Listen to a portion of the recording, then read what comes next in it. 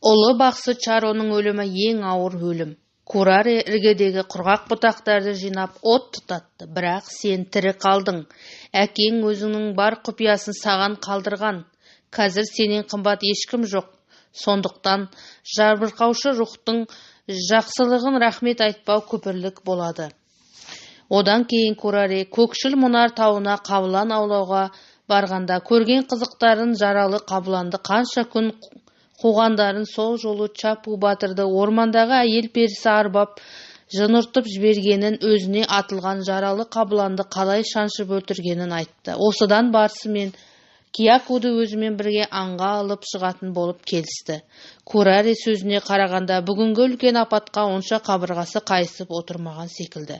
Бірақ табиғатында зерек туған кішкене бала Кураренің даусындағы дірілдеген. Осының бәрі бірдеңе үшін, ол бірдеңе біздің бәріміздің биік, біздің қазамыздан да ұлы бақсы Чароның қазасынан да биік. Сен кішкентай болғанмен Аракудың 8 бақсысының бірі болып саналатындықтан, сондықтан түсінуге тиіссің ғой, деген ойды аңғармай қала алмады. Екі жолаушы күн шыға жолға түсіп, Жыланбас тауын бетке алған кешке қарай әбден қалжыраған Киякуды Кураре арқалап алды. Күн батты, Кураре от жағып, таңертеңгі ұстаған балықтарын пісірді. Оның жорамалы бойынша ертең қалайда өзен жиегінен қайық кездесуге тиіс. Келесі күні бұлар өздері меже тұтқан Жыланбас тауының етегіндегі өзеннің өткелді тұсына сәске түсте келіп жетті. Айналасына қолмен отырғызғандай қаз-қатар пальма ағаштары өскен сарғыш түсті өзеннің жағасында төңкерілі қайық жатыр. Алдыңғы күнгі жаңбырдан өзен суы көтерілгенге ұқсайды. Ағысы қатайып, сырылы күшейіп түскен. Кураре қайықты қолмен көрсетіп, қуанғаннан ыржия күліп, әлдене айтқысы келіп Киякуге бұрыла бергені сол еді. Дәл жақыннан мылтық даусы көрсете қалды. Кураре етпеттей құлады. Қаш, деді жер тырнап жатып. Кияку қашып үлгірген жоқ. Алдынан да артынан да мылтық кезенген бірнеше ақ адам лезде қоршап алды. Сақал мұрты өсіп кеткен ұзын бойлы біреу маңындағыларға өз тілінде бірдеңке айтты да, аяғымен Курарені шалқасынан аударып, алтын қайда, деді Араку тілінде ұқсас бірдеңе тілде. Алтын таба аласың ба? Қай жерде алтын? Кураренің құлағынан қан кетті. Сақалды ұзын жерге бір түкірді де мылтығын тіреп тұрып Курарені дәл бастан атты. Бұрылып Киякуге қарады. Мұны қайтсем екен дегендей сәл ойланып тұрды да, құс атқанда емін-еркін бей-жай сезіммен мылтығын көтеріп көздей бастады. Кияку дір ете қалды. Әлде қалай қорқыныш сезімі жоғалып, әлденеге түсінбеушілік енді қайтер екен деген асыға күткендей тынышсыз есірік күй биледі.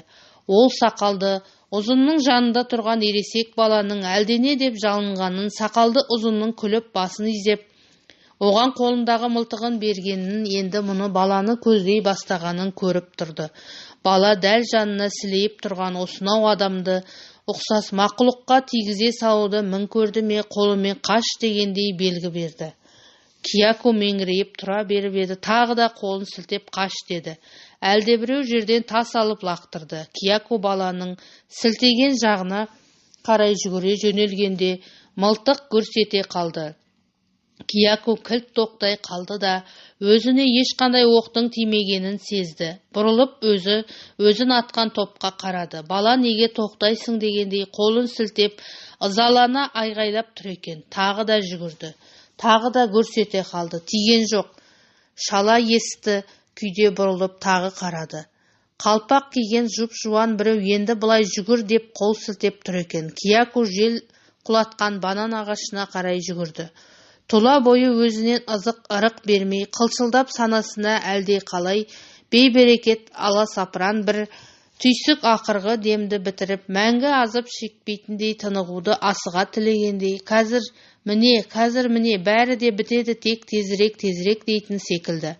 Болмашы ойлар елестеп үрей түйіскен дәл қазіргі жанай өтіп жатқан мылтық оғындай зу ете елес беріп жоқ болып жатыр. Баланың бұрыннан мылтықпен көп әуес болмағаны байқалды.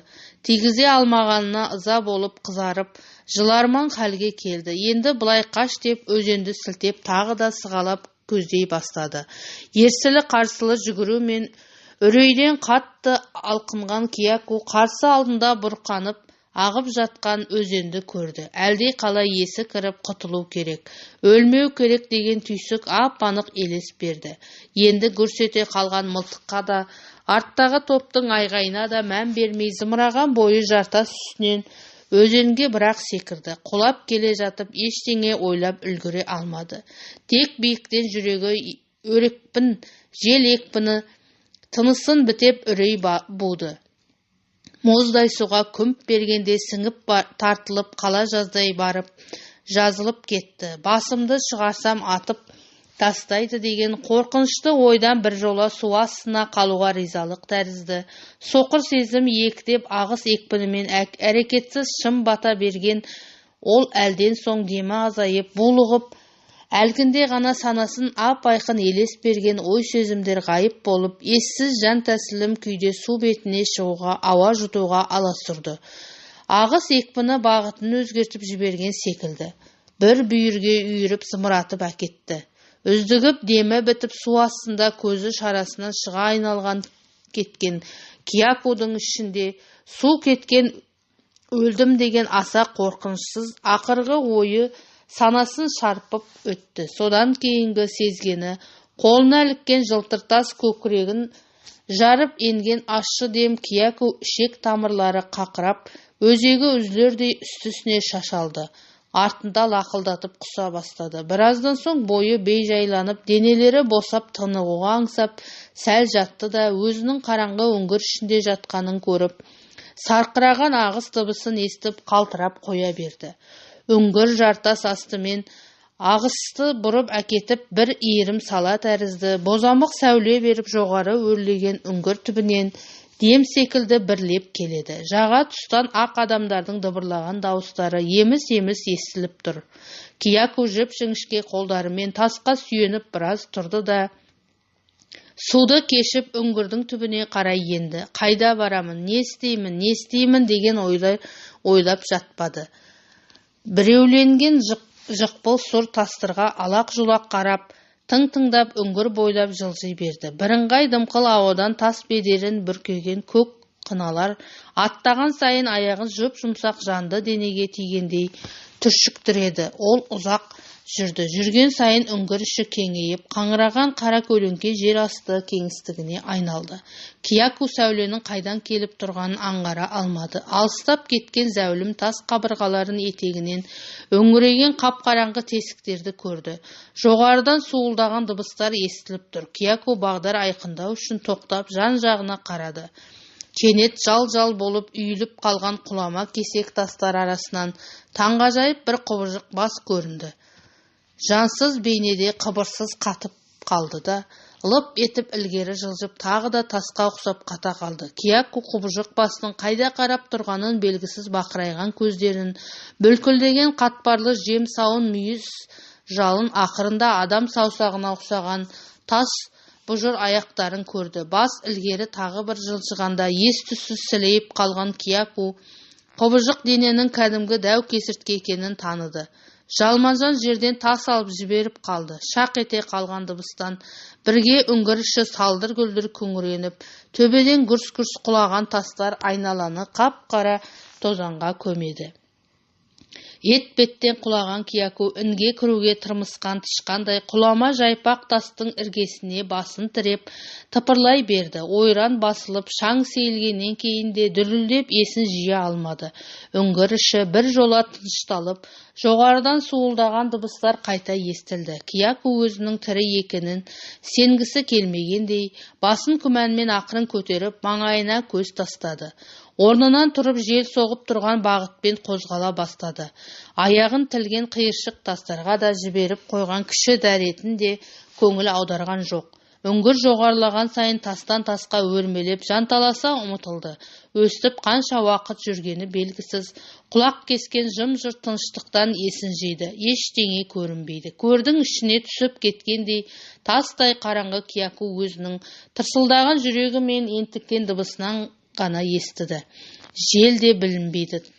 Таңғаларлық меңіреу күй жүрегі онан сайын тырсылдап, тіршіліктің ақырғы шегіне жеткендей сезімге тірелген. Ол енді бір оқыс дыбыстан жынданып кетерін кәміл сезінді. Алдын сипап төрт аяқтап жылжып леп білінді. Үңгір қабырғалары кілт оңға көтерілгенде, бозамық сәуле одан кейін ақша бұлт қалқыған көгілдір аспанның алақандай бөлігі көрінді. Кияку денесін тасқа соған-моға үңгірден шығып жарқыраған кең дүниені көкке өрлеген Жыланбас тауының шыңдарын етектеген тұстасқан қалың орманды көрді. Ол бұдан әріге шыдаған жоқ. Жұмсақ құмдықтауы отыра беріп, есінен танды. Есін жиғанда зәулім аспанда ұлпа бұлттар үйіріліп, қызуы қайтып қызғылт тартқан күн көкжиекке еңкейіп қалған екен. Өне бойы салдырлап, көзіне құйылған терді сүртуге шамасы жетпей қимылсыз жатты да, өзінің қайдан келіп қайдан шыққанын, неғып жатқанын түсінбей дел сал күйге енді. Бүкіл санасын меңдеген бір әлсіздік одан әрі ойлатпай, тек сол түсініксіз күйге дейін ғана сезінуге мұрша беріп өстіп жата бер, ештеңе түсінудің қажеті жоқ, түсінбей-ақ қой, жата бер, жат деп тұрған секілді. Әрең дегенде жартас басына өзенге зымырап келе жатқан сәті мен құбыжық кесірткені және үңгір аузынан көрінген алақандай ақ шарбы бұлтты есіне түсірді. Содан кейін әлгі көріністердің арасынан байланыстыратын ештеңе таба алмай ұзақ жатты. Ақыры Кураренің өлімінен бастап басынан кешірген оқиғалар есіне түскенде қайтадан жүрегі қозғалып өне бойы үрей биледі. Тәлтіректеп орнынан тұрып Жыланбас тауының шыңына қарады. Сонда барып өзінің тау асты үңгірі мен шыңның екінші қабатына шыққанын және сәске түстен күн еңкейгенше жер асты жолының азабын шеккенін түсінді. Дірілдей басы айналып, көзі қарауытты. Бірақ ол көп ұзамай-ақ мұның бәрі еске түсіргеннен туған қорқыныш діріл емес, кәдімгі безгек ауруы екенін анық сезінді. Денесінің қызуы көтеріліп, діріл онан сайын күшейіп барады. Кияку әкесінің тәуіптік өсиеттерін есіне түсіріп, дорбасынан жапырақ алып шайнады. Күн батып, бұлт арасына қалып қойған соңғы қызғылт рең шапақтар да сөніп қас қарайды. Төңірек тұтас түнеріп, түнге айналды. Етектегі орманнан құстар шулап, аллигаторлар күркіреп, бақалар шырылдаған көкжиектен ай көтеріліп ала бұлттардың арасымен асыға жүзіп барады. Әрігідік адамның жылаған даусына ұқсайтын таңғажайып қорқынышты бір дыбыс сұңқылдайды. Кияку құрғақ жапырақтарға тас қашап, от тұтатып үстіне бұтақ үйді. Оттың сары жалқын жалынына меңзең қараңғы күйе қалтырап дірілдеп ұзақ отырды.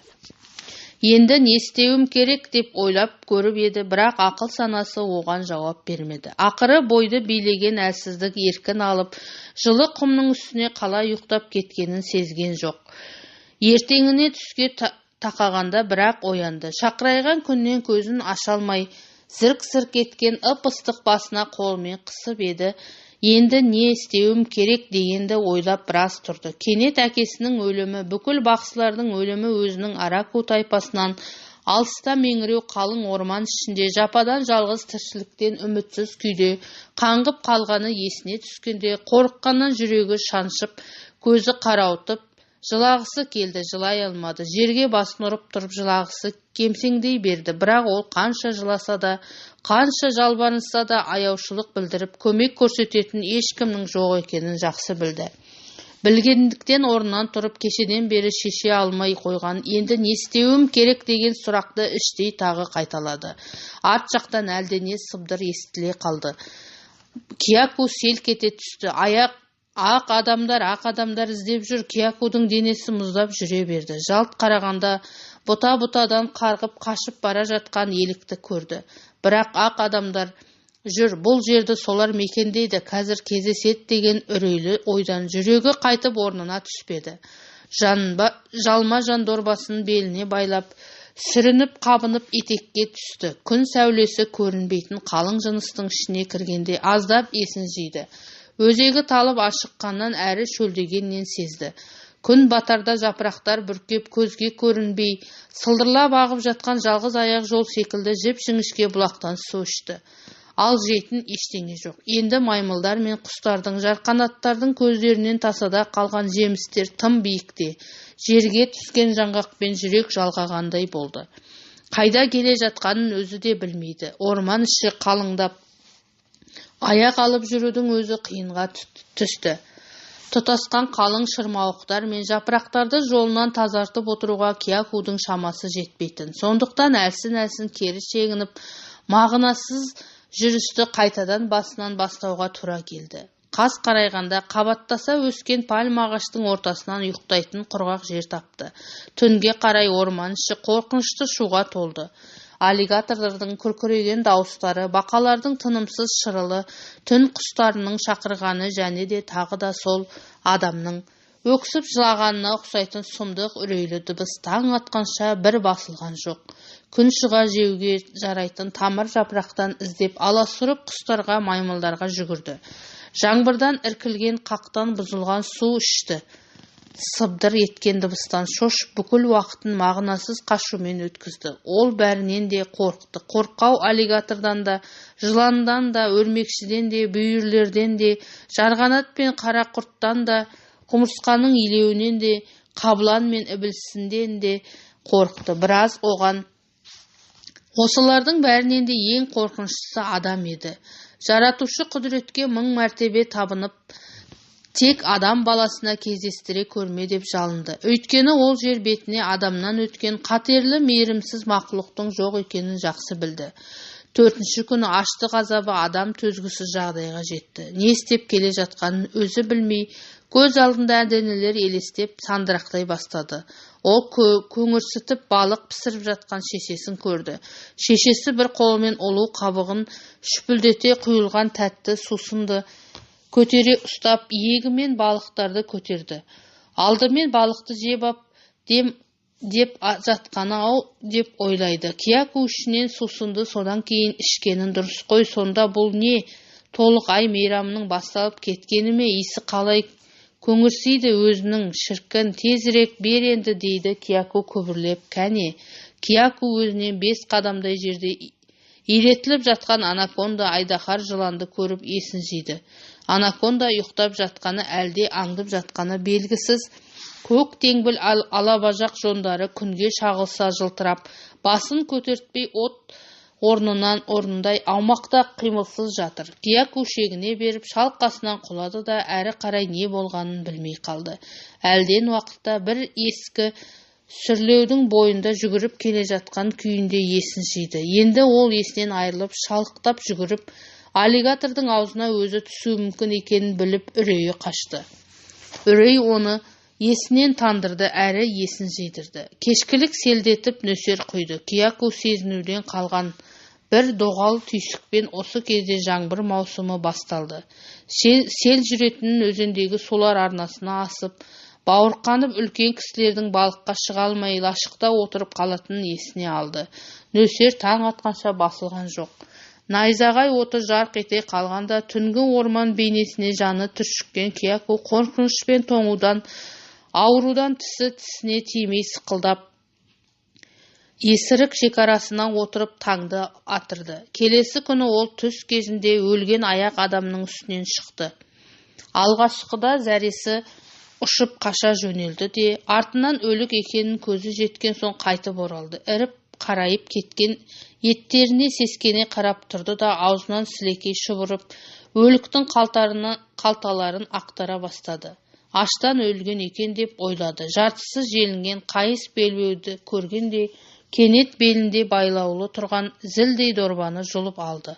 Қолдары қалтырап, тісімен жұлқылап әрең дегенде дорбаның аузын ашып қалды да, жарқыраған сап-сары алтын кесектерді көрді. Ол алтынның қымбат тас екенін бұрыннан білетін, бірақ мынау ақ адамның аштан өлгенше зілдей қылып жанына неге тастамағанын түсінбеді. Дорбаны итеріп ақтара салды да, мүңкіген сасық иіске шыдай алмай шегініп кетті. Ақыл есінен ада қылған аштық азабына ажал көлеңкесінің соңынан еріп қанша күн, қанша түн жүргенін ол сезген жоқ. Бір есін жиғанда тағы да өткен жолғыдай жуық арада таң баспаған ескі сүрлеумен келе жатқан көрді. Бұл жол өзенге апаруы мүмкін деп ойлады. Ол есі түзуіне тезірек ойлап қалуға тырысты. Өйткені осыдан кейін қандай күйге түсер өзіне белгісіз. Өзенге су.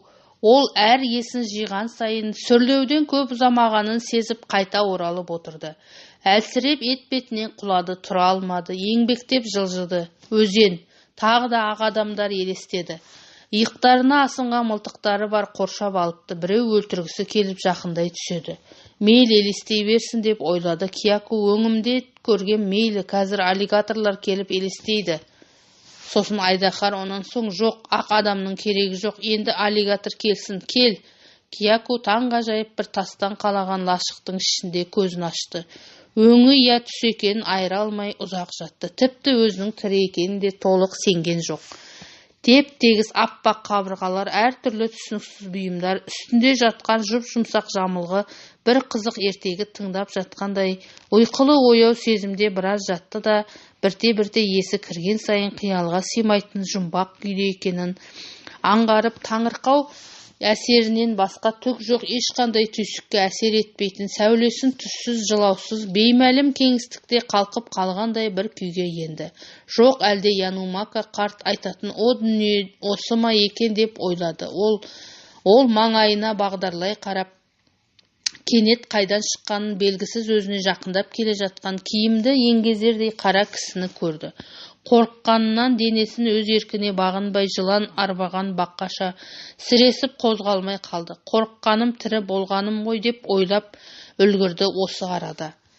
Көзінің алды қарауытып бір тұңғиыққа шым батып бара жатқандай сезінді. Әлден уақыттан сейіле бастаған тұман арасынан өзіне ерекше мейірім төгіп, жылы жүзбен аяушылық білдіре қараған әлгі адамды көрді. Өз тілінде бірдеңе айтып, ыммен қорықпа жата бер дегенді білдіріп тұр. Жанына келіп әлдеқандай жылтыр ыдысты Киякудың аузына тосып іш деп ишарат жасады.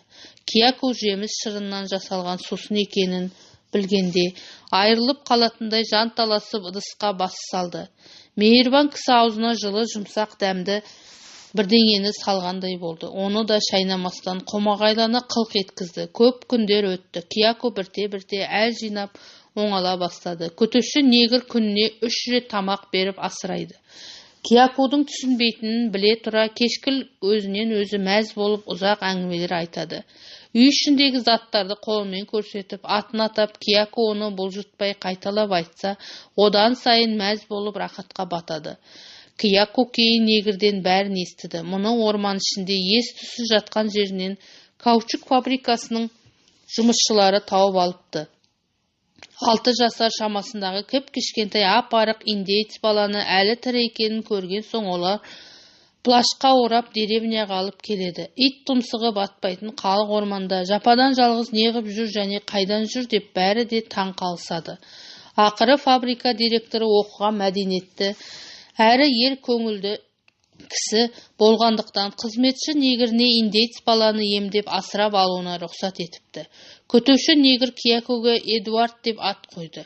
Сынаптай қалқыған сәби, санада Кияку деген ат бірте-бірте ұмытылып, Эдуард есімді бір жола орнығып қала берді. Негір ешқашанда үрейленбеген жалғыз басты адам болатын. Жас шамасына сай келмейтін, ерекше ақылды кіп-кішкентай индеец баланы бауыр басып, жақсы көріп кетті. Кейін тіпті сырттан келгендердің бәріне Эдуардтың орманнан табылғанын жасырып, қайтыс болған әйелімнен қалды. Әйелім баладан өліп еді деп өтірік соғып жүрді. Еду 2 жыл өткен соң мектепке барды. Оны ересек адамнан бетер, орнықты ақылына ұғымталдығына мұғалімдер де қайран қалып бастарын шайқайтын. Ал кішкентай Еду болса ақыл ойлары жұмбақ боп көрінген ақ адамдардың балаларының өзіне неге артық емес екенін түсінбей, әрі өзінің барлығынан зерек болып шыққанын бір түрлі ыңғайсызданатын секілді еді. Бірте-бірте Эдуардтың орманнан табылған туралы лақап та ұмытылды. Тағдыр айдап өз тайпасына көз жазған жас бала жаңбырдан кейінгі бұрқанған ағысқа лақтырылған құм кесектей, мүлде басқа о дүниедей. Бейтаныс өмір тасқынына бір жола ыдырап сіңіп кете барды. Адам баласы бүкіл ғұмырының өн бойындағы ғана кешуге тиісті сыбағалы қайғы, қасірет, қорқыныш, түңіліс, қиыншылық, тақсіретін 6 жасының ішінде басынан өткеріп біткенін әрине оның өзінен басқа ешкім де білген жоқ. Және белгілері де келмеді. Эду 9-ға толғанда фабрика қожасы әлдеқандай қылмысты іске араласқаны үшін жауапқа тартылып каучук фабрикасының жұмысы тоқтап қалды. Жұмысшылар тарап кетті. Ең соңынан есеп айырысқан негр Перри Эдуардты алып, Мату-Гроссу штатының астанасы Куяба қаласына келді. Мұнда 1 жыл тұрғаннан кейін тағы да жұмыс іздеп Бразилия қаласына, одан Сан-Паулоға келді. Одан Рио-де-Жанейроға көшіп жарты жыл қайыршылық тұрмыс кешкен соң Эдуды ертіп Америка құрама штатына келді. Ақыры Нью-Йоркке өкше тіреп бір жола тұрақтап қалды. Перри Эдудың оқуға деген алабөтен зейінділігін жақсы білетін. Сондықтан ертең мектепті бітіріп шыққан соң колледждердің бірін оқуға түсіруді армандайтын. Өмірі семья құрып бала сүйіп, аталық сезімді басынан өткеріп көрмеген бейнетқор негр Эдуардқа жасаған бүкіл қайырынан кішкентай балалардың семья болып ойын ойнаған сөздерін кәдімгідей үлкен адамдарша сезініп, рақаттанып алатыны секілді ләззат алатын. Перриді көшеде өлтіріп кетті. Оны кім өлтіргенін, неге өлтіргенін Эдуард білген жоқ. Тек өзінің енді жалғыз қалғанын, үлкен бақытсыздыққа ұшырағанын анық білді. Көшедегі қайыршыларға қосылып, аштан-аш бос сандалған күндерінде ол жоқ, бұлардың бәрі мен көрген азаптың жанында түк емес. Мен бұдан да зорды көргем деген ойды ғана медет қылды. Ол магазинге күзетші болып та, газет таратушы болып та, жүк тасушы болып та, аяқ киім тазартушы болып та көрді. 2 жыл өткен соң қаланың шет жағындағы түнгі шағын ресторанда официант болып істеп жүріп, колледжге түсті. Күндіз сабаққа барып, түнде жұмыс істейді. Күніне 5 сағат ұйықтап, тамағына жетер-жетпес қаражатпен тағы 2 жылдай жоқшылық зардабын тартуға тура келді. Міне, дәл осы тұста Каторганың кесінді жылының аяқталғаны секілді тағдыр тауқыметі мойнымнан бір жола сыпырылып, басқа бір сәулелі жарқын өмірдің кіріспесі басталды. Университеттің профессоры Джордж Бейкер сығырдан өзімшіл ақсүйек адам, бірақ ғалымға жан тәнімен берілген және ғылым алдында оқымыстылық ар-ұжданның биік ұстаудың бірінші мақсаты деп білетін профессор Эдуардтың бойында жасырынып жатқан талантты бірінші болып байқады. Ол Эдуардқа көңілі құлап, жақсы көргендіктен көмектесті ме, әлде өзінің ішкі принциптерін орындау үшін ғылым алдындағы азаматтық борыштарының бірін өтеу үшін көмектесті ме, ол арасы беймәлім. Джордж Бейкер Эдуардты қолымен жетелеп, ғылым әлеміне енгізді. Шәкірт оған жауап ретінде өзінің тұңғыш ғылыми еңбегін Бейкер деген фамилиямен жариялап, кейін сол фамилиядан бір жола қалып қойды. Эдуард ғылым дүниесіне ессіз құштарлықпен берілді. Оның осынау оңаша, тынымсыз тіршілігі әлдебір қанына қатқан өшпенділіктің кегін алуға өршеленген жанның өлермендігіндей немесе кісі өлтіріп жатқан қарақшының әлі жаны шыққан жоқ деген күдіктен құтырына түсетін сойқан ісінде ессіз шапшаң толассыз бір харекет еді. Осы бір харекеттің сыртында рахат, тыныстық өмір болар Эдуардтың есіне келіп көргем емес. Қайта осының бәрі көңіліне еміс-еміс елес беретін, сәби күнінде көзімен айқын көрген ажал елесі мәңгілік үрей азабымен салыстырғанда әлде қайда жеңіл арзан боп көрінеді.